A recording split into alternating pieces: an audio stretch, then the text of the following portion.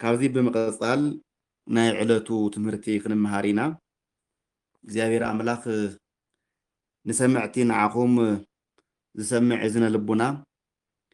ንዓይውን ናይ ቅድስት ቤተ ክርስቲያን ልሳን ናይ ቅድስት ቤተ ክርስቲያን ቃል ክህበና ናይ አምላክና ናይ እግዚአብሔር ቅዱስ ፈቃዱ ይኹነልና እናበልኩ ናፍቲ መዓልትና ወይ ከዓ ናይቲ ፕሮግራምና ትምህርቲ ክንጅምር ኢና እግዚአብሔር አምላክና ምስኩላትና ይኹን لما أنتي إنمهارو تمرتي كافتنا كدست بيت كريستيان صقاتات نامستيرات خنرد لن ويخع خنرد لهم النخيل ناجزاهير صقا ناجزاهير بركات نرخو لهم النخيل سئلات بالتملخته خنمهارينا زي مسوالخو سئلات تايوم مجمريا ቅዱሳት ስዕላት ይልና እንጽውዖም ቅዱሳት ስዕላት ይልና እናኽብሮም ኣብ ቅድስት ቤተ ክርስቲያን መዛግብት ኣብ ቅድስት ቤተ ክርስቲያን መጻሕፍቲ በመጽሐፍ ቅዱስውን በትውፊትውን እንረኽቦም ቅዱሳት ስዕላት እንታይ እዮም መጀመሪያ እዞም ስዕላት እዚኦም ናይ ቅዱሳን መልክዕ ናይ ሰማዕታት መልክዕ ናይ ነቢያት መልክዕ ናይ ሐዋርያት መልክዕ ናይ ህይወት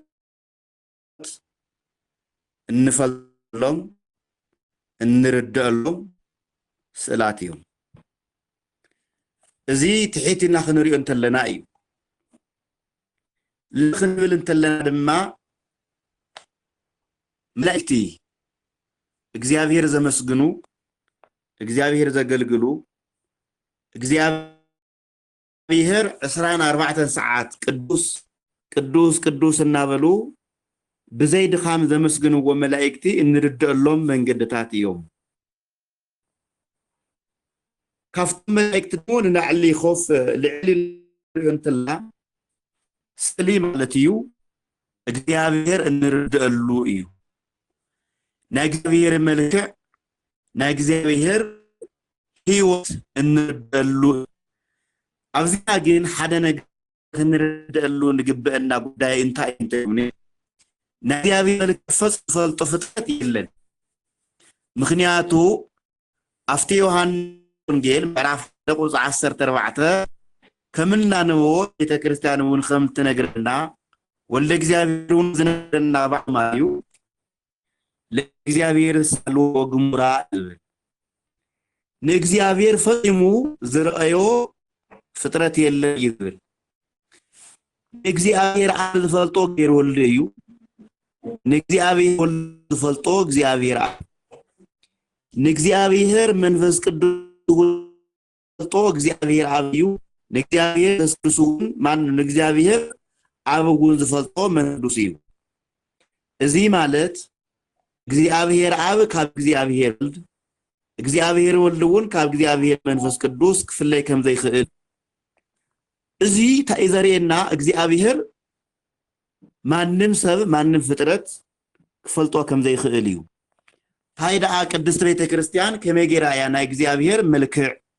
ናይ እግዚአብሔር ቁመና ከተሰሎ ዘለዋ እንተብልና ቅድስት ቤተ ክርስቲያን እግዚአብሔር በመልክዕ ተሰሎ ልትስለሉ ምክንያት እግዚአብሔር ለቤተ ክርስቲያን ብልገለጸላ ወይ ብዝገለጸላ ልክዕዩ ለምሳሌ አብርሃም ኣብ መጽሐፍ ቅዱስ ተመዝጊቡ ተሰኒዱ ከምልረኸው አብርሃም ሰስተጋግለታት ርእዩ ይብልሞ ጋሃስ ዋጋ እስቲ ቤተ ገብርክሙ ይሉ ጸዊዑ ከዝወሰደ መጽሐፍ ቅዱስ ይነገረና አብርሃም ሁላትና ከምልፍ እግዚአብሔር ሰዩ እግዚአብሔር ምእመንዩ እግዚአብሔር ውን አብርሃም እምነት ለተሐጎሰሉ ሰቢ ናይ ሃይማኖት ወደብ ቶም ካብዝ ጽውዑ እግዚአብሔር ካብዝ ፈርሑ እግዚአብሔር ካብ ልቦም ካብመኑ ወላደሙ ውን መስዋዕቲ ገይሮም ከምዛ ዘቀረው ሰባት من ينتبيلنا أبراهام እግዚአብሔር እውን በአብርሃም እምነት ተሐጎሰ በአርክ በዲ በምድሪ አርክልኒ ፈታዊ አለኒ ቢሉ እግዚአብሔር ናይ አብርሃም እምነት ብናይ አብርሃም ህይወት ብናይ አብርሃም ተግባር ብናይ አብርሃም እንቅስቃሴ ለተሐጎሰሉ እዩ እግዚአብሔር አብርሃም ስለዚህ መምህሬ ዛፍ ተባሂላ ብልጽዋዕ ቦታ አብርሃም ሰለስተ ሽማግሌ ረአየ مسرأي خاء جهاسوا جايستي بيت جبركمو أتون قطة أتم عبيتي ناب باريخم جزاءو جرخم تحاسو لبخم تجفو بنجرا ستستيو زبلا بالعوذيلو إبراهيم نعاب لول لمنس كدوس كم زست أنا قدوم مسحاب كدوسي نجرنا زي خريو من تلو أجزي أبير بزفق أدلو እግዚአብሔር ንፈታዊውን አብርሃም ክግለጽሉ ብዝኻአለ ብዝደለየ ቁመና እዩ ተገሊጽሉ ለአብርሃም ብምንታይ መልክዕ እንተቤላ በሰለስተ ሽማግሌታት መልክዕ እዩ ተገሊጽሉ እግዚአብሔር ዋላ ህፃን ኮይኑ ክረአይ ይኽእል ወጣት ኮይኑ ክረአይ ይኽእል ጎረምሳ ኮይኑ ክረአይ ይኽእል ሽማግሌ ኮይኑ ክረአይ ይኽእል አደ ኮይኑ ክረአይ ይኽእል ንአብርሃም ድማ ሽማግሌ ኮይኑ ተራእይዎ ካፍቶም ናይ ቤተ ክርስቲያን አካላት ካፍቶም ናይ ቤተ ክርስቲያን አመንቲ ካፍቶም ናይ ቤተ ክርስቲያን ቅዱሳት ማእኸል ዋነኛ መንዩ እንተቢልና አብርሃም በክርስቶስ ጊሳ እግዚአብሔር አብ እግዚአብሔር ወልድ እግዚአብሔር መንፈስ ቅዱስ ሰለስተ ሽማግሌ አምሳል ትስእሎም አላ እትረቂቅ አምላኽ እቲ ዘይጭበጥ እቲ ለዓይነ ስጋ ጥራሕ ዘይኮነስ ለዓይነ ስጋውን ረቂቅ ዝኾነ ብቀለም አግዚፋ ትርእዮ እግዚአብሔር ለቤተ ክርስቲያን በአብርሃም ብዝገለጸላ መልክዑ ማለት በሰለስተ ሽማግሌ መልክዕ እግዚአብሔር አብ ወልድ መንፈስ ቅዱስ ተባሂሉ ይስአል እግዚአብሔር ስለዚህ ስዕል እግዚአብሔር ክንብል እንተለና እግዚአብሔር አብ እግዚአብሔር ወልድ እግዚአብሔር መንፈስ ቅዱስ ንወድሰብ ዝግለጸሉ ንወድሰብ ዝረአየሉ በቀለም ገዚፉ ዝረአየሉ መልክዕ እዩ ማለት እዩ ስለዚህ ስዕላት እንትንብንተለና ናይ እግዚአብሔር መልክዕ ናይ ቅዱሳን መላእክት መልክዕ ናይ ቅዱሳት ሰማዕታት መልክዕ ናይ ቅዱሳን ሐዋርያት መልክዕ እና ተክለ ሰውነት ካውጉን በመቀጻል ናይ አዴና ወላዲተ አምላክ ናይ ቅድስት ድንግል ማርያም መልክዕ እንፈልጠሉ እንርድእሉ እትረቂቅ አካሎም በአካል ነይድረኽዎም ቅዱሳን ልክ በመልክዖም ወይ ከዓ በስዕሎም እንርድእሉ መልክዕ እዩ ማለት እዩ ወይ ከዓ ስዕል እዩ ማለት እዩ እዚ ክኸውንስ ካልአይነት ማለት እዩ ክሳአሉ እግዚአብሔር በመልክዕ ወይ በስዕል መልክዕ ክግለጽ ቅድስት ድንግል ማርያም እውን በመልክዕ ክትግለጽ ቅዱሳን መላእክት እውን በመልክዕ ክግለጹ በስዕል ማለት እዩ በስዕል ክግለጹ ቅዱሳን ነቢያት እውን በስዕል ክግለጹ ቅዱሳን ሰማዕታት እውን በስዕል ክግለጹ ናይ መን ፈቃድ እዩ እንተቢልና ናይ እግዚአብሔር ፈቃድ እዩ ናይ እግዚአብሔር ፈቃድ ምዃኑስ ከመጌርና አይና ክንርድኦ ንኽእል እንተበልና መጽሐፍ ቅዱስ ከም ዘረደአና መጽሐፍ ቅዱስ ከም ዝነገረና ኣብ መጽሐፍ ቅዱስና እንረኽቦ ማለት እዩ ናይ ቅዱሳት ስእሊ መሰረት ናይ ቅዱሳት ስእሊ አደ ናይ ቅዱሳት ስእሊ ፈቃድ ናይ እግዚአብሔር ፈቃድ ምዃኑ እንፈልጠሉ መጽሐፍ ቅዱስ እዩ ካብቲ መጽሐፍ ቅዱስ ክፍልውን በዋናነት በብሉይ ኪዳን በኦሪት ዘጸአት ምዕራፍ 31 ካብ ቁጥር 1 ጀሚርና خنانو እንተለና እንረኽቦ ምስጢር እንረኽቦ ቃል እንረኽቦ ጸጋ እግዚአብሔር አሎ ኦሪት ዘጸአት ምዕራፍ 31 ካብ ቁጥር 1 ጀሚርና خنانو እንተለና ከምዚ ዝብል ቃል ተጻሒፉ ንረኽቦ እግዚአብሔር ንሙሴ ከምዚ ይበሎ እነሆ አነ ነቲ ካብ ነገድ ይሁዳ ዝኾነ ባስልኤል ወዲ ኡሪ ወዲ ሆር ሃሪዩ كل سرح مأنتي كخئل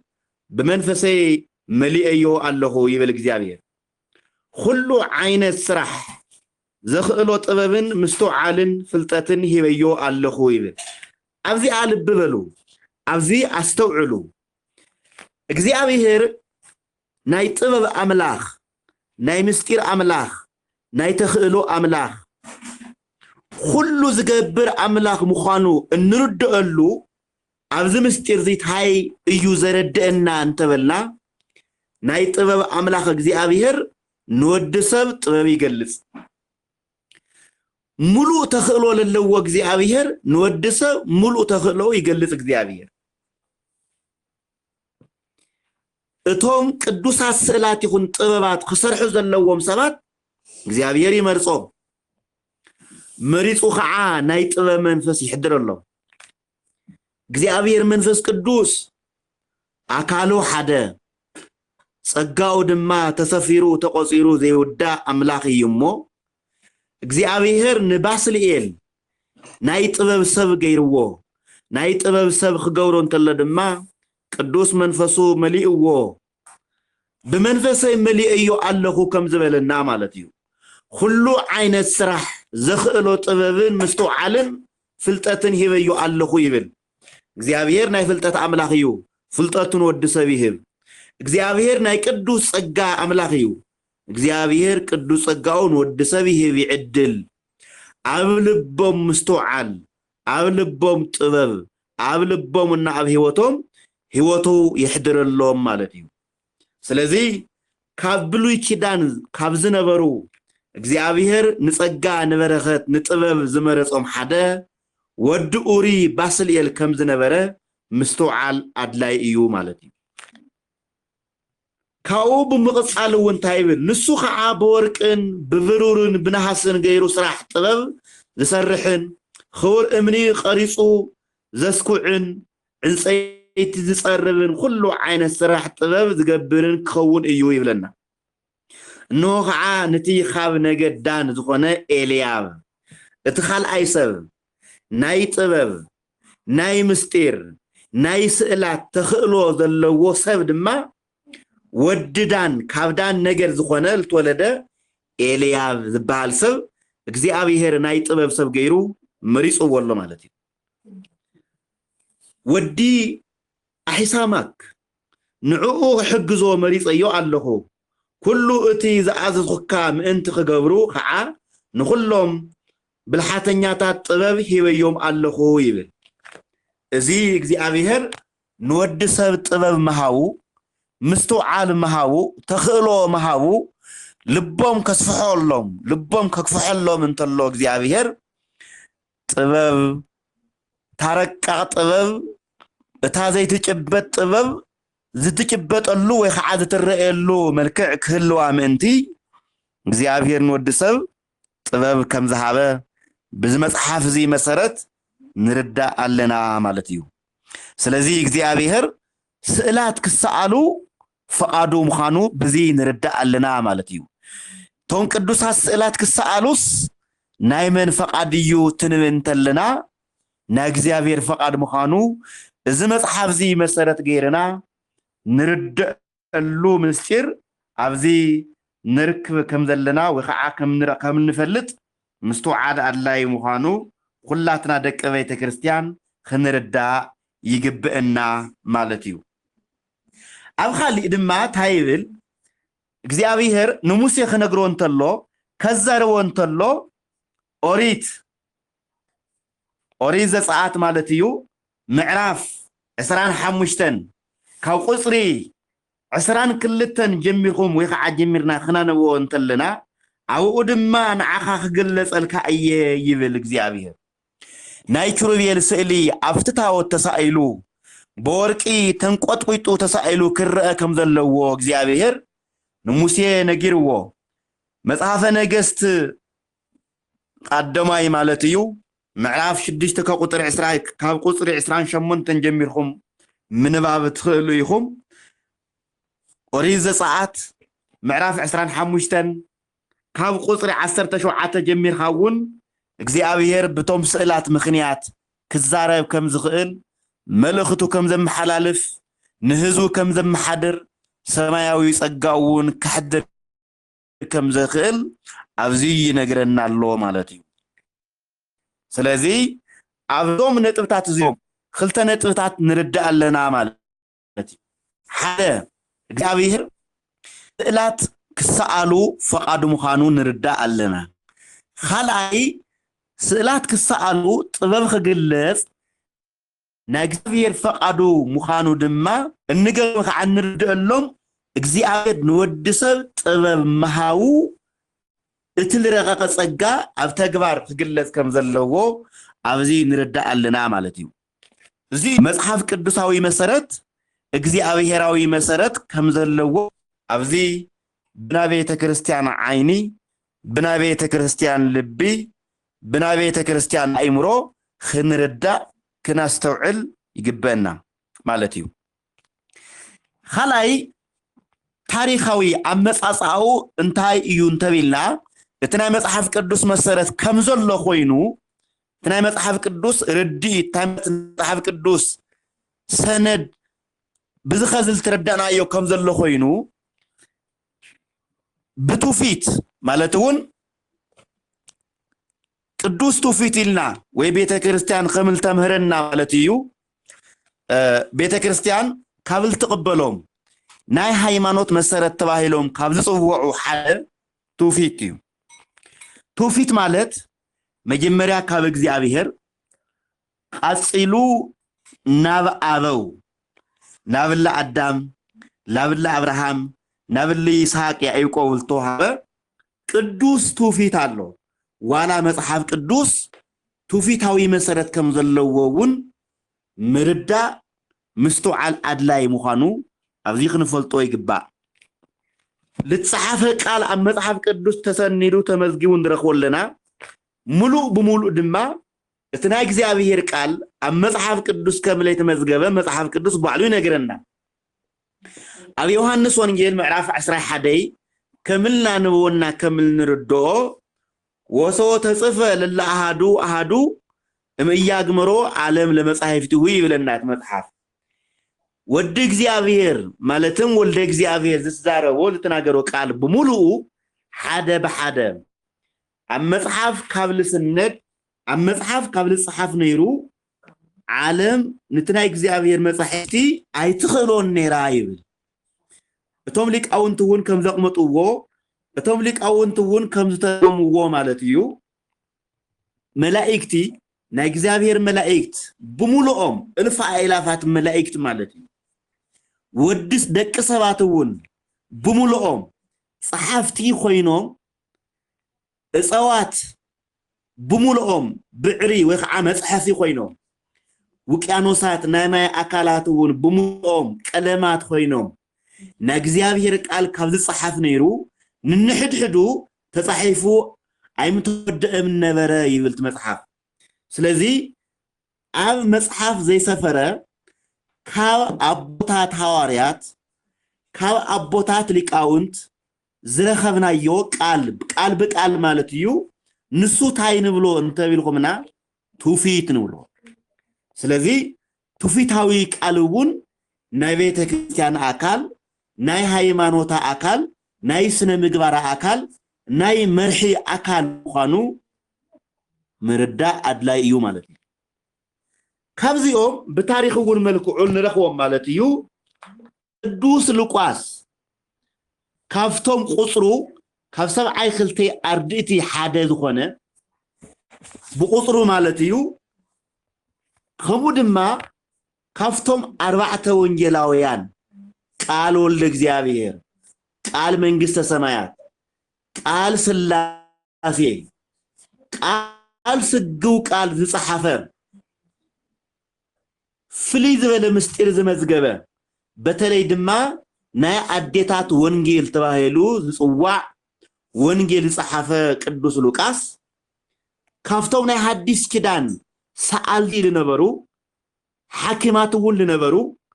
ጥበብ ዝበዝሕሎም ጸጋ እግዚአብሔር ዝበዝሕሎም ሓደ ኮይኑ ንረኽቦ አባይ ምሩኡ ጸጋ እግዚአብሔር ዝበዝሕሉ ተሓደረሉ ሰብ እዩ ሉቃስ ማለት እዚ ሉቃስ እዚ እዚ ወንጌላዊ እዚ ካብቶም ሰብዓይ ሓደ ካብቶም ሰብዓይ ክልተ ኣርድእት ሓደ ዝኾነ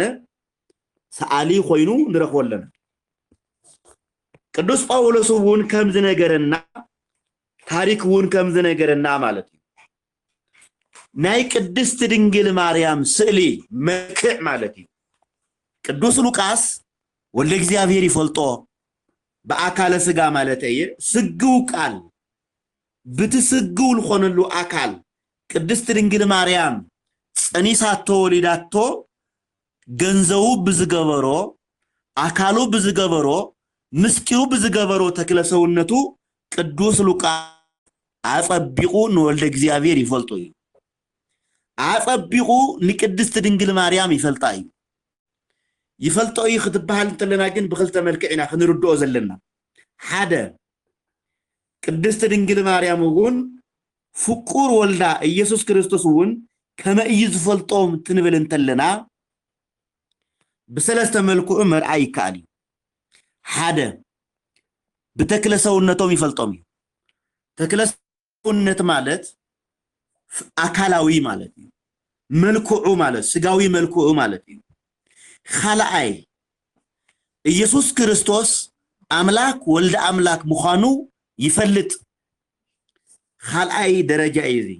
ሰልሳይ ወድ እግዚአብሔር ኢየሱስ ክርስቶስ አምላክ ወደ አምላክ ምዃኑ ሉቃስ ያአምን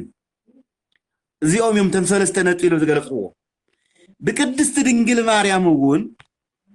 አቦአ ኢያቄም አዲአ ሐና ምዃኖም ይፈልጥ ቅዱስ ሉቃስ ቅድስት ድንግል ማርያም ወላዲተ አምላክ ምዃና ይፈልጥ ቅዱስ ሉቃስ መልክዓ ይፈልጣ ቅዱስ ሉቃስ ንጽህና ይፈልጥ ቅዱስ ሉቃስ ቅድስት ድንግል ማርያም ታይ አይነት መልክዕ ታይ አይነት ተክለ ሰውነት ታይ አይነት ቁመና ታይ አይነት ውበት ከም ዘለዋ ቅድስት ድንግል ማርያም ሉቃስ ይፈልጣ እዩ አካላዊ አካላ ማለት እዩ ይፈልጣ እዩ ቅዱስ ሉቃስ ምን ምዃና ይፈልጣ እዩ ልክ ንሕና በስጋ ዘወለደትና አዴና ስጋ ዘወለደና አቦና ከም ንፈልጦ ከም ንርድኦ ታይ አይነት ቅርጽ ከም ዘላ ቅዱስ ሉቃስ ናዴው ንቅድስት ድንግል ማርያም አጸቢቁ ይፈልጣ እዚ ሓደ ደረጃ ማለት እዩ خلعي ቅድስት ድንግል ማርያም ጽይት ምዃና አዶ አምላክ አዶ ንጉስ አዶ ፈጣሪ አዶ ኃያል አምላክ ምዃና ይፈልጥ ቅዱስ ሉቃስ ሰልሳይ ቅዱስ ሉቃስ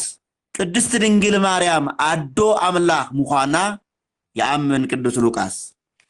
አወን ዝነገር ማለት እዩ ናይ ዘካርያስ ቅድስና ይፈልጥ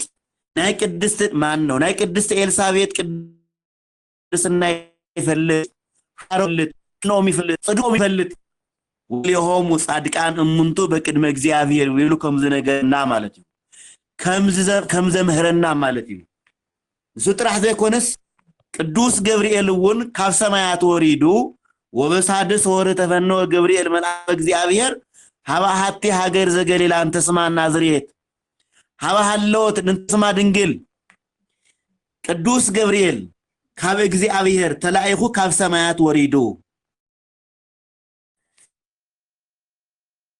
ናዝሬት ውሽጢ ንብልትርክብ ናዝሬት ተባሂላ ገለ ውሽጢ ካብል ትርከብ ናዝሬት ተባሂላ ካብል ትጽዋዕ ናብል ትጽዋዕ ናዝሬት መጸ አፍቱ ዝነበረት ድንግል ማርያም ስማ ድንግል ተባሂላ ቅድስት ተባሂላ ናብል ትጽዋዕ ናብ ቅድስት ድንግል ማርያም ወረደ ይብለና ቅዱስ ሉቃስ ቅድስት ድንግል ማርያም በአካል ከም ዝፈልጣ ሁሉ ንሱ ጥራሕ ግን አይኮነን ናይ ቅዱስ ሉቃስ ህይወት ናይ መንፈስ ቅዱስ ህይወት እዩ ናይ ቅዱስ ሉቃስ ተክለ ሰውነት ናይ መንፈስ ቅዱስ ተክለ ሰውነት ምዃኑ ምርዳ አድላይ እዩ ስለዚህ ቅድስት ምዃና አዶ አምላክ ምዃና አዶ ፈጣሪ ምዃና ቅዱስ ሉቃስ ያአምን እዩ እታ ልፈልጣ ቅድስት ድንግል ማርያም እታ ለአምና ቅድስት ድንግል ማርያም እታ ንጽሕቲ ቅድስት ድንግል ማርያም ተክለ ሰውነታ ባዕሉ ከም ዝፈልጣ ንቃጻላይ ወለዶ نأنا مالتيو دحريو نزمصو كريستيان دحريو نزمص ولدو ناي قدست بيت كريستيان ولدو ناي ونجيل ولدو ناي እግዚአብሔር ولدو قدست ድንግል ማርያም ታይ አይነት መልክ ነይርዋ ዝብል ሕቶት ተልዒሎም መልሲ ክኾነሎም ዝኽእል ቅድስት ድንግል ማርያም بقدوس لوقاس قدوس አጣዳው ተሳኢላ ንረኽባለና በይና ግን አይኾነቲ ወዳ ኢየሱስ ክርስቶስ እቲ ወድ እግዚአብሔር ዝኾነ ወድ ማርያም እቲ ቅድመ ዓለም ዝነበረ ወድ እግዚአብሔር አነ ወአብ አሐዱን ህነ አነይ አቦይ ሐደኢና ወይሉል ተዛረበ ዮሐንስ ወንጌል ምዕራፍ 10 ማለት እዩ ተጻሒፉ ተመዝግቡ ከመል ንረኽቦ ቅዱስ ሉቃስ ቅድስት ድንግል ማርያም ወዳ ሐቂፋ ወዳ ሒዛ ስኢልዋ ቅዱስ ሉቃስ በረከቱ ይጽሕና ናይ ቅዱስ ሉቃስ በረከት ናይ ቅዱስ ሉቃስ ጥበብ ናይ ቅዱስ ሉቃስ እምነት ናይ ቅዱስ ሉቃስ ጸጋ ኣብ ኩላትና ሓዲሩ ክነብር ናይ አምላክና ናይ እግዚአብሔር ቅዱስ ፈቃዱ ይኹነልና ቅዱስ ሉቃስ ቅድስት ድንግል ማርያም በቀለም ስኢልዋ በወረቀት ስኢልዋ ቅድም አወረቀት መስአሉ ግን ኣብ ልቡ ስኢልዋ ሉቃስ ኣብ ህይወቱ ስኢልዋ ሉቃስ ኢየሱስ ክርስቶስ ውን ኣብ ህይወቱ ስኢልዋ ሉቃስ ኣብ ህይወቱ ልትሰአለ እግዚአብሔር ኣብ ቅዱስ ሉቃስ ህይወት ልትሰአለ እግዚአብሔር ልትሰአለት ቅድስት ድንግል ማርያም አወረቀት ይኹን አድላይ ኣብ ዝኾነ ቦታ ስኢልዋ ስኢሉ ናብ ቅድስት ድንግል ማርያም ወሲደው ዝስእሊ ይገርመኩም ቅድስት ድንግል ማርያምስ ወዳ ሐቂፋ ኢየሱስ ክርስቶስ ሒዛቶ ሐቂፋቶ ስኢሉስ በገዛ መልከዓ በገዛ አካላ በገዛ ህይወታ በገዛ ማነታ ናይ ኢየሱስ ክርስቶስ ውን በገዛ ወዳ እትል ጸነሰቶ ጸኒሳውን ዘወለ ድልና ጸይሳ ብድልና ዘወለደቶ ናይ ድንግልና ጡት ወይዓ አጥዋቱን ዘጥወቶ ናይ ድንግልና ጸባውን ዘሃበቶ ቅድስት ድንግል ማርያም ስኢሉ እትስእሊ ሒዝዎ ናብ ቅድስት ድንግል ማርያም መጺኡ ይብል ቅድስት ድንግል ማርያም ምስራኤቶ ስእላ ወይዓ መልክዓ ምስራኤቶ ናይ ወዳና ኢየሱስ ክርስቶስን መልክዕ ምስራኤቶ ናይ እግዚአብሔር አብ ናይ ወዳይና ኢየሱስ ክርስቶስ ናይ ቅዱስ ህይወቱ ናይ መንፈስ ቅዱስ ጸጋና በረከት አፍት ስእሊ ይሕደር ቢላ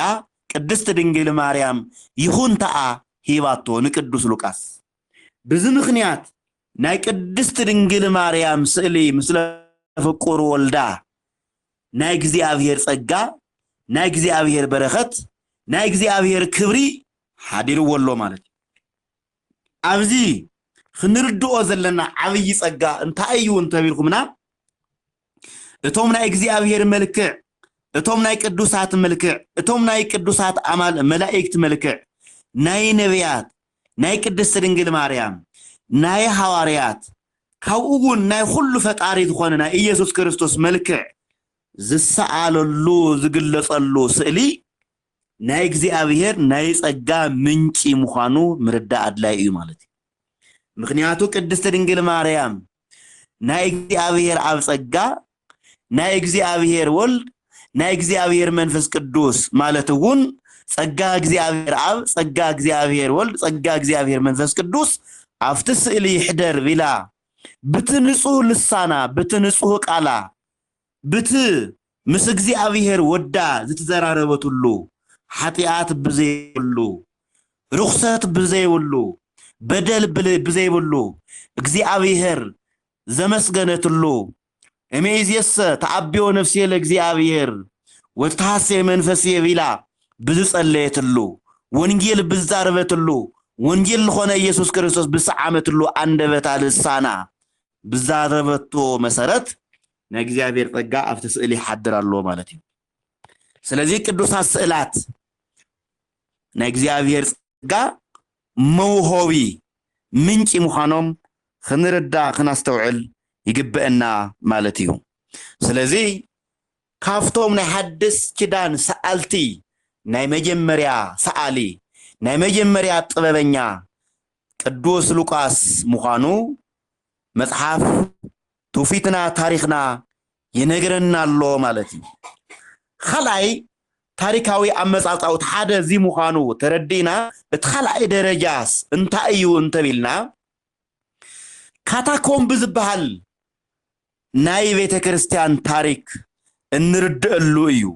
ካታኮምብ ማለት በመጀመሪያ ግበበ ምድር ማለት እዩ ወይም ድማ ጉድጓድ ማለት እዩ ቅድስት ቤተ ክርስቲያን ዝቆፈረቶ ዝፈሓረቶ ጉድጓድ ማለት እዩ እዚ ካታኮምብ ተባሂሉ ዝጽዋዕ ብምንታይ ያ ቅድስት ቤተ ክርስቲያን ቆፊራቶ ፍሒራቶ እንተቢልና በዘመነ ሰማዕታት ዘመን ያ ቆፊራቶ ዘመነ ሰማዕታት ማለት ካብ 277 ጀሚሩ እዩ ዝቁፅር ዘመነ ሰማዕታት ተባሂሉ ጽዋዕ ማለት እዩ ቅድስት ቤተ ክርስቲያን ዝወለደቶም ውላዳ በሐዊ ዝቃጸልሉ በሰይፍ ዝሕረድሉ ናይ ቅድስት ቤተ ክርስቲያን ደም ኸማይ ዝጎረፈሉ ናይ ቅድስት ቤተ ክርስቲያን ደምና ስቃይ ብገፊሑ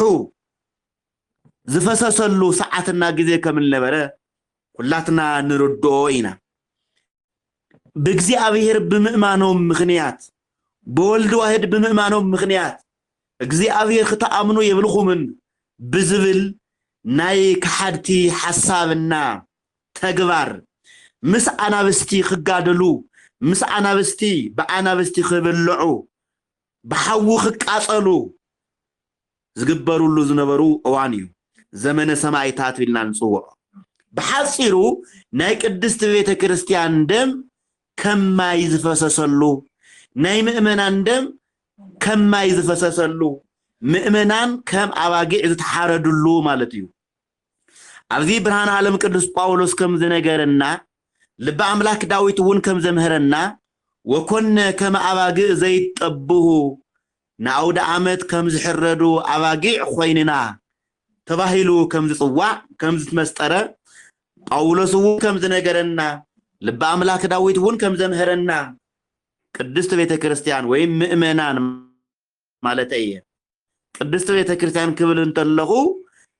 በደም ወልደ እግዚአብሔር በስጋ ወልደ እግዚአብሔር ዝተቀደሰት ዝኸበረት ዝጸደቀት ናይ ዘለዓለም ሕይወት ክትረክብ ዝኻለት ቅድስት ቤተ ክርስቲያን ማለተይ አዋልድን ደቅ ተባዕቱን ዘካተተት ቤተ ክርስቲያን ማለተይ ህንጻ ቤተ ክርስቲያን ሆንኩ ኣብዚ ዝጠቅስ ዘለኹ ህንጻ እግዚአብሔር ህንጻ ስላሴ ወድ ሰብ ክልተ ጾታ ዘለዎ መወዳእታ ግን ብጾታ ብዘይፍለይ ምስጢር ሓደ ኮይኑ ዝነብር ወድ ሰብ እየቤተ ክርስቲያን ይደ ዝጽዋዕ ዘለኹ ስለዚ ካብ ዘመነ ሰማዕታት ጀሚሩ ካታኮምብ ተባሂሉ ግበበ ምድር ማለት እዩ ጉድጓድ ማለት እዩ ናይ ቅድስት ቤተ ክርስቲያን አመንቲ ስጎኦም ዝቅበረሉ ቅዳሴው ዝቅድሱሉ ተሐቢኦም ጸለት ከይሪእዎም ማለት እዩ ከይሐርድዎም ማለት እዩ እናሃደሙ ኣብ ጉድጓድና አተው አምልኮቶም ይፍጽሙ ነይሮም አምልኮቶም ይፍጽሙሉ ኣብ ዝነበሩ ጉድጓድ ድማ ናይ እግዚአብሔር ስእሊ ናይ ወልደ እግዚአብሔር ስእሊ ይስእሉ ነይሮም ናይ ቅድስት ድንግል ማርያም መልክዕ ይስእልዎ ነይሮም ናይ ስላሴ ስእሊ ይስእልዎ ነይሮም እዚ ስእሊ ድማ በዓሳ መልክዕ ይስእልዎ ነይሮም በመልሕቕ መልክዕ ይስእልዎ ነይሮም ባዕሉ ወድ እግዚአብሔር ውን በጊዕ ተሸኪሙ ኣብ ትክሻኡ ማለት እዩ ይስእልዎ ነይሮም ስለዚ ስኢሎም ድማ እቲ እግዚአብሔር ዘምሃሮ ቃል ዝትዛረቦ ቃል ብስእሊ መልክዕ ይትግብርዎ ነይሮም ማለት እዩ ስለዚ በሐጺሩ ኣብዚ ክንርድኦ ዘለና እቲ ስእሊ ዝብል ቃል ቅዱሳት ስእላት ዝብል ቃል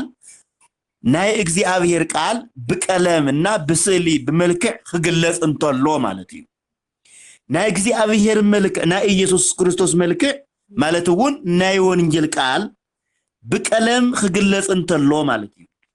ناي قدست دنجل مريم ملك بكلام خجلس انتلو مالتي ناي ملائكتي ملك بكلام خجلس انتلو مالتي ناي حواريات ملك بكلام خجلس انتلو مالتي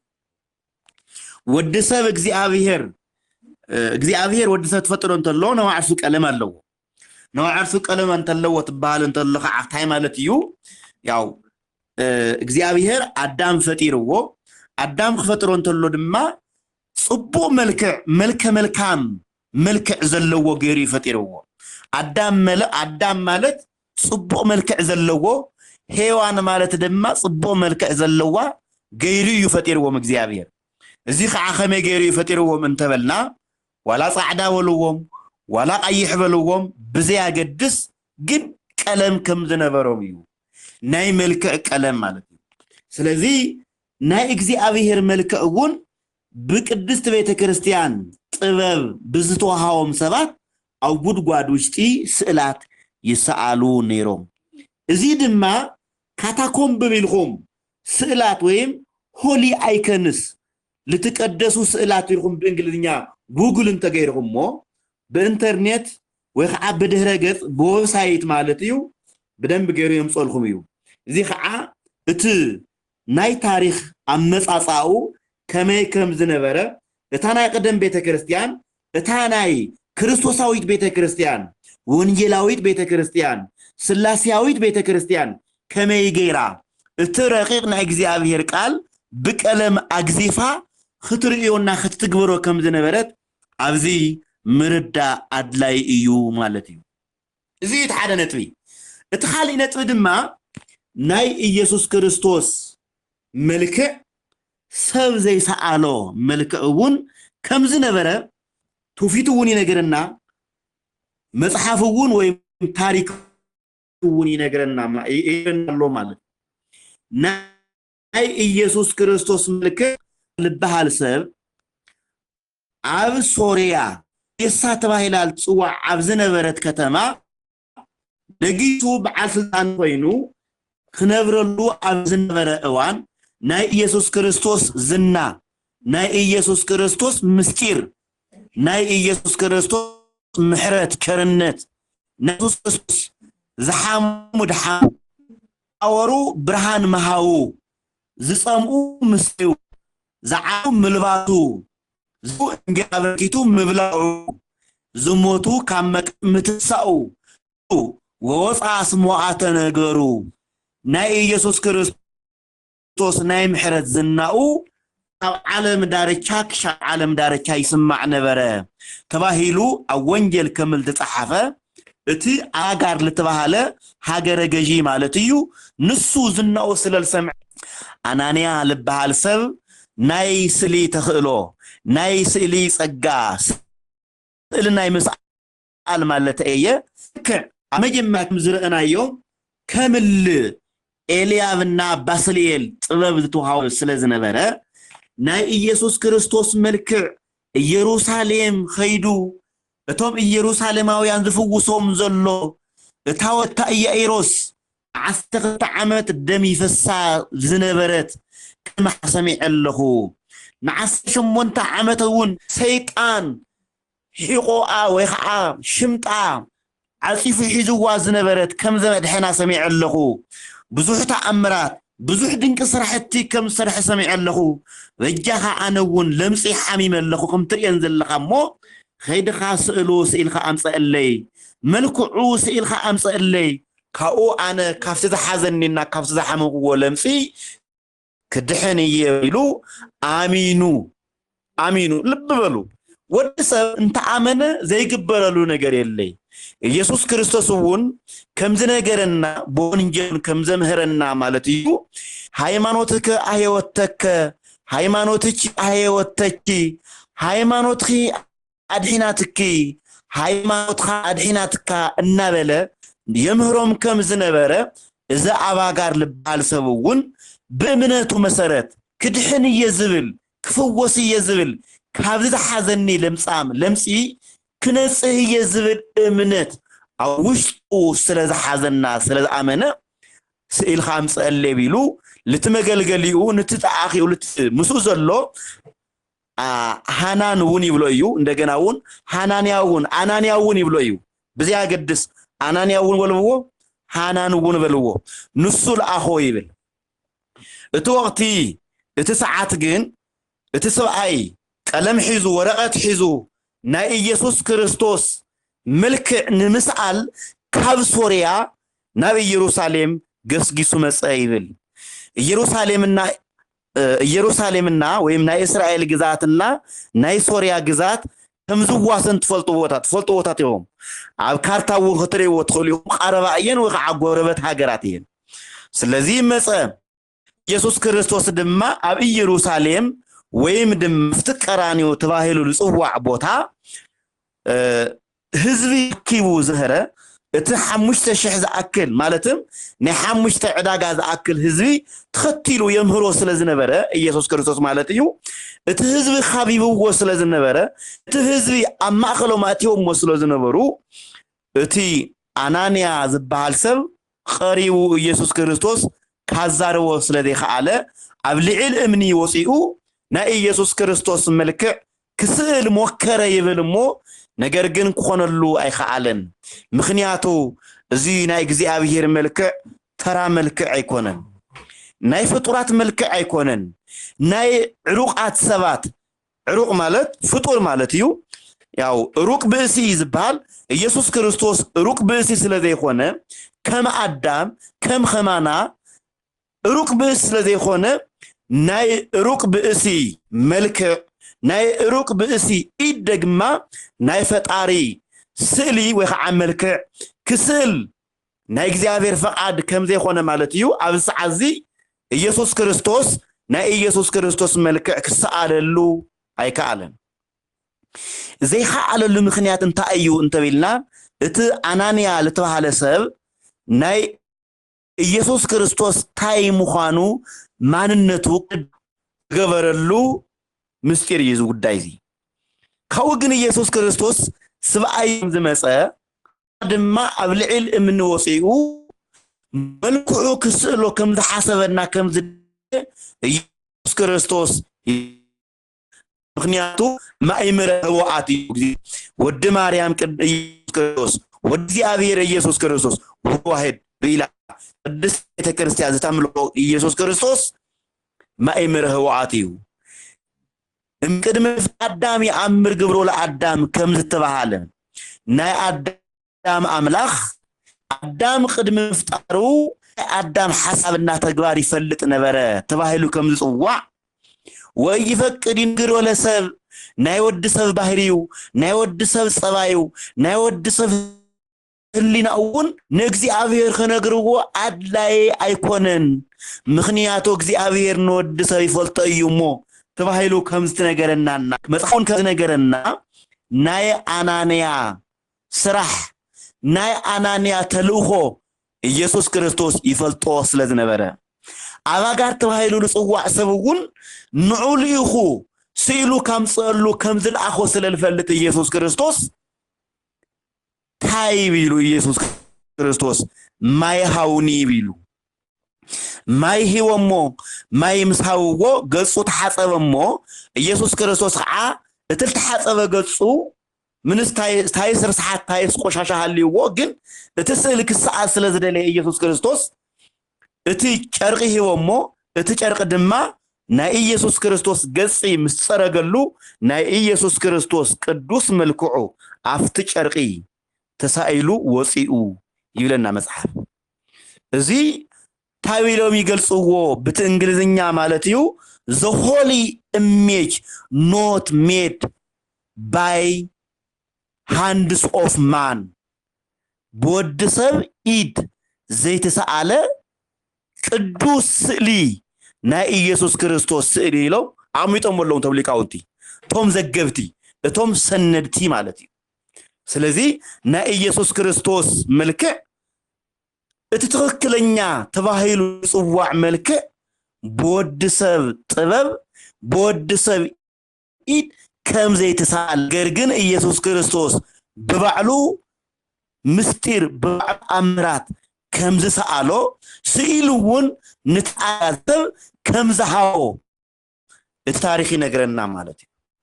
سلذي سما نايك أبير سئلي مالتي نايك الدست دنجل مريم سئلي مالتي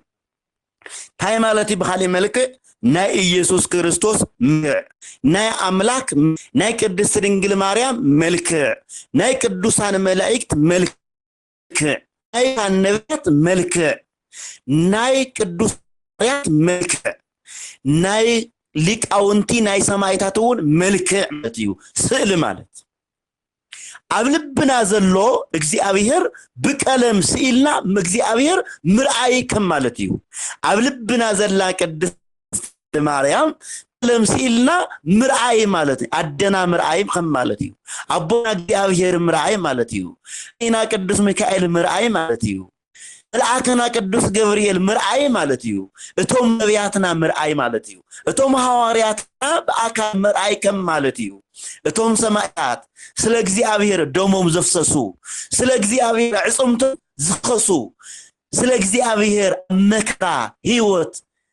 زنبرو كنفروم زتقرددو أعداوم زتقورسو قدوم زتقففو انتوماس ازيوم انمر قوريوس انكدس بيتروس انكدس باولوس ابروم ادباباي تزقزقوم تسقلو بسيف نتحردو ازيوم بقلم ملكعوم سيلنا ملكعوم نريلو منجدي مالتيو سئل مالت كبزحو بحصيرو كابنو بحص تاريخاوي امصاصاو زي مثل ناي قدوسات سئل امصاصا كالغس تايناس خنري انت يقمني ناي قدوسات علامه انتايو ناي قدوسات سات ببيت كريستيان زلوم علامه زلوم مينا انتاي يو قمنا انتي ازي منفساوي اغلغلت እናገልግለሉ منفساوي አገልግሎት ከመገርን አና እናገልግሎ እንተይልኩምኒ እትረቀቅ እግዚአብሔር አግዚፍና ምርአይ አብ ቅድስት ቤተ ክርስቲያን መስዋዕተ ወልደ እግዚአብሔር አብዝስወሉ ናይ እግዚአብሔር ሱም አብዝጥወ አብ ወልድ መንፈስ ቅዱስ እነዚህ እዚን ዘን ሰለስተ አስማት ዜን አብዝጽዋዓሉ ናይ እግዚአብሔር መንግስት ባይላል ጽዋዕ ቤተ ክርስቲያን አብልት ስብሰበሉ አብልት እክበሉ ቅዱስ እግዚአብሔር ቅዱስ እግዚአብሔር መንፈስ ቅዱስ ተባሂሉ አምስገነሉ ነገረ ስጋዊው ነገረ ስላሴው ነገረ ምስጢረ ትንሣኤ ሙታን ማለትውን ምስጢረ ስላሴ ምስጢረ ስጋዊ ምስጢረ ጥምቀት ምስጢረ ቁርባን ምስጢረ ትንሣኤ ሙታን አብዝንገረሉ ትምህርት አብዝዋሃወሉ ቅዱስ ቤተ ክርስቲያን በሰለስተ ክፍሊ አብልታነጸትሉ በግዕ ወልደ እግዚአብሔር አብዝስወሉ ቦታ ተሳኢሎም ንረኽቦ አፍት መንበር ቅድስት ድንግል ማርያም ምስ ፍቁር ወልዳ ምስ ኢየሱስ ክርስቶስ ተሳኢላ ንርያ አፍት ተሳኢላ ንርኤላ ቦታ نمسن نسجد نمبرخخ نمن نسأل እግዚአብሔር نمبرخخ نسأل ቅድስት ድንግል ማርያም نمبرخخ نእግዚአብሔር خنمبرخ እንተለና ናይ አምልኮ منبرخخ እዩ ናይ አምልኮ ስግደት እዩ ምክንያቱ እሰግድ አተ ስግደተ ለአብ ወልድ ወመንፈስ ነአብ ወልድ መንፈስ ቅዱስ ሓንቲ ስግደት እሰግድኹ تباهيلو عب الصلوات زوترون تمزجيو تسندو كامل نرخو معلتي بالصلوات ناون كامل نصليو نعم نولد نمنفس قدوس حانت سجدت نسجد اتحانت سجدتون مالت نعم نسجدو سجدت نولد نسجدو نولد نسجدو سجدتون نمنفس قدوس نسجدو نمنفس قدوس نولدنا نعب النسجد تسجدت يا خلت سجدت يا خونتي ثلاثة سجدون يا خونتي حتى سجدت نعمل نسجدو سجدت كاب ولدي أيتفلينيا نولدو نسجدو سجدت كام منفس قدوس نسجدو سجدت أيتفلينيا مخنياتو حدا እግዚአብሔር ስለሆነ ዘላለም ስላሴ ስለሆነ ቅድመ ዓለም ዝነበረ አማይከል ዓለም ዘሎ ዓለሙን ሐሊፉ ዝነብር አምላክ ስለዝኾነ እዚና ንእግዚአብሔር ንኻፍሎ እዚና ንእግዚአብሔር እንሆ እዚና ንክርስትናናውን እንገልጸሉ ማለት አመንቲ ሙኻና አመንት እግዚአብሔር አምላክ ናይ ቅድስት ቤተ ክርስቲያን ወላድ ሙኻና እንገልጸሉ ዕለት እንገልጾ ተገዩ ንቅድስት ድንግል ማርያም እንሰግዶ ስግደት ግን አብዚ ንስላ ማለት እዚ ናይ ኸትምበር ናይ አምልኮ ስግደት አይኮነን ዝምልኽ ሓደ እግዚአብሔር እዩ ናይ አምልኮ ስግደት እውን ስገደሉ ሓደ አምላኽ እዩ ንሱ እግዚአብሔር እዩ እቲ እግዚአብሔር እውን ቅድም ከም ዝበልኽዎ ሓደ እግዚአብሔር አብ ሓደ እግዚአብሔር ወልድ ሓደ እግዚአብሔር መንፈስ ቅዱስ እዩ መዓልቲ ቅድስት ቤተ ክርስቲያን ምትጽወሉ ስም እዩ አሐዱ አብ ቅዱስ ይብል ትካይን አሐዱ ወልድ ቅዱስ ይብል ትካይን አሐድ መንፈስ ቅዱስ ይብል ትካይን እዚ እዩ ናይ ሃይማኖት አዋጅ ናይ ሃይማኖት ቋም ዓለም ዝፈጠረ ስም ዓለም ዝፈጠረ ዘኽበረ ስም እዩ ስም ስለ ትንጥመቕ እንተለናውን ብዙ ስም ተጠሚቅና ኣለና እዚ ስም ዚውን መሊስና ነምልኾለና ድንግል ማርያም ንመላእክቲ ንነቢያት ሐዋርያት እንሰግዶ ንስላቶም እንሰግዶ እንህቦ ክብሪ ግን ናይ አምልኮ ክብሪ አይኮነን ናይ ክብሪ ወይ ከዓ ናይ ጸጋ ክብሪ ኢና ነው እዚ ክልኩም እንተሎ ግን ስላት ናምልኾሚና ማለት አይኮነን ስላት አይምልኾን እዩ ስላት አይምልኾን እዩ እግዚአብሔር ይዝምል ግን ነሮሚና እግዚአብሔር ጸጋ እንረኽብሎም መንፈሳዊ አገልግሎት ንፍጽምሎም ዘይረ እግዚአብሔር እንሪየሎም በዝኸዝ ሰዓት ዘይትረ ቅድስት ድንግል ማርያም እንሪያ ዘይረ ኢየሱስ እንሪየሉ ዘይረ ቅዱስ ገብርኤል ሉ እንሪየሉ ዘይረ ቅዱሳት ሐዋርያት እንሪየሎም ዘይረ ሰማዕታት እንሪየሎም እዮም ስዕላት ማለት እዩ እቲ ኻሊ ምስጢር አምልኮ ማለት እውን ስጋው ወደሙ ልፍተተሉ ምስጢር ኣብ ስዕላ ኣብ ዘለዎ ቦታ እዩ እዚ ምስጢር እዚ ሁሉ ኣብ ዘለዎ ቦታ ኢና ናይ ክብሪ ናይ አምልኮ ስግደት ኣብ ሰግደሉ ቦታ እዮም ተሳኢሎም ንረኽቦም እንደገና እውን ምስ ንፍጽምሎም እዚኦም ኣብ ቤተ ክርስቲያን ርሒቆም አይንረኽቦም ናሳላ መሰረት ወይ ናሳላ ቦታ ክንርኢ እንተለና ድማ ብላዕሊ ኣብቲ ቤተ መቅደስ ማለት እዩ ብላዕሊ ሰዓል እግዚአብሔር እዩ ካብቲ ቤተ መቅደስ ብየማን በኩል ሰዓል ከዓ ቅድስት ድንግል ማርያም እዩ ካው ብት አፈጽዮን ተባሂሉ ጽዋዕ ንቅድሚት ዘሎ ድማ ካህናት ማለት ድማ ካህናት ሰማይ ተሳኢሎም ንሪኦም ትሕት እግዚአብሔር ማለት ቅዱስ ቅዱስ እናበሉ ማይጠን ትሒዞም ክብሮም ወይ ከዓ አክሊሎም አውሪዶም ንእግዚአብሔር ናይ አምልኮ ስግደት እናሰገዱ ዘርኢ ስሊ ኣብቲ ቤተ ክርስቲያን ኣብታ ቤተ መቅደስ ወይ ከዓ ቅድስተ ቅዱሳን ተባሂላ ኣብልቲ ጽዋዕ ቦታ ተሳኢሎም ንረኽቦም እቲ ረቂቕ ምስጢር ብቀለም بتكل سونة تسائلو ات اب سماي زتكبر ناي እግዚአብሔር አምልኮ በመላእክት ዝፈጸም በስዕሊ መልክዕ ተገሊጹ ንሪኦ አለና ማለት ዓላማው እንታይ ተልኩምና እቲ ረቂቕ ምስጢር እቲ መንፈሳዊ አገልግሎት አጉሊኻ ምርአይና ብኡ መሰረቱን ምትግባር እዩ እዚ ዓላማው ናይ ቲኦሎጂካል ማለትውን መንፈሳዊ ውህደት ምፍጻም እዩ መንፈሳዊ ውህደት ምውን ታይሉ ወሊቃውንቲ ሱታፊ አምላክ ይብልዎ ሱታፊ እግዚአብሔር ይብልዎ ሱታፊ ቤተ ክርስቲያን ሱታፊ መላእክት ሱታፊ ነቢያት ሱታፊ ቅድስት ድንግል ማርያም ታይ ማለት እንተብልኩም ምስ እግዚአብሔር ሓደ ምዃን ሱታፊ እግዚአብሔር ማለት ምስ እግዚአብሔር ሓደ ምዃን ናይ እግዚአብሔር ጸጋ ምስታፍ ናይ ቅድስናው ናይ በረከቱ ተሳታፊ ምዃኑ እዙይ ስለዚህ እዚ መሰረት ገይርና ኢና ዓላማ መሰረት ገይርና ኢና እቲ ስእሊ ንስእሎ ማለት እዩ خሊ ኣብዚ ክነግረኩም ዝደሊ ወይ ከዓ ክሓልፎ ዘይደሊ ምስጢር ማለት እዩ እቶም ስእላት ናይ ሰማይ መሳኹት እዮም ናይ ሰማይ በርታት እዮም ቶም ስእላት ማለት ናይ ሰማይ በርታይ ማለት እንታይ ኢልኩምኒ ናይ ምስጢር በርታይ ማለት እንታይ ኢልኩምኒ በቶም ስእላት ምኽንያት ናይ እግዚአብሔር ናይ ምእታው መንገዲ እዩ ናይ ምሕረት በሪ ናፍቲ ምሕረቱ ናይ ምእታው መንገዲ እዩ ናፍቲ ጽድቅ ናይ ምእታው መንገዲ እዩ እግዚአብሔር ኣብ ልብና ስኢልና እቲ ናይ እግዚአብሔር ጸጋና ረድኤት ክንረኽበሉ ንኽእል መንገዲ ማለት እዩ ሓደ ናብ ገዛ ተኣቱ እንተለኹ ብበሪኹም ተኣቱ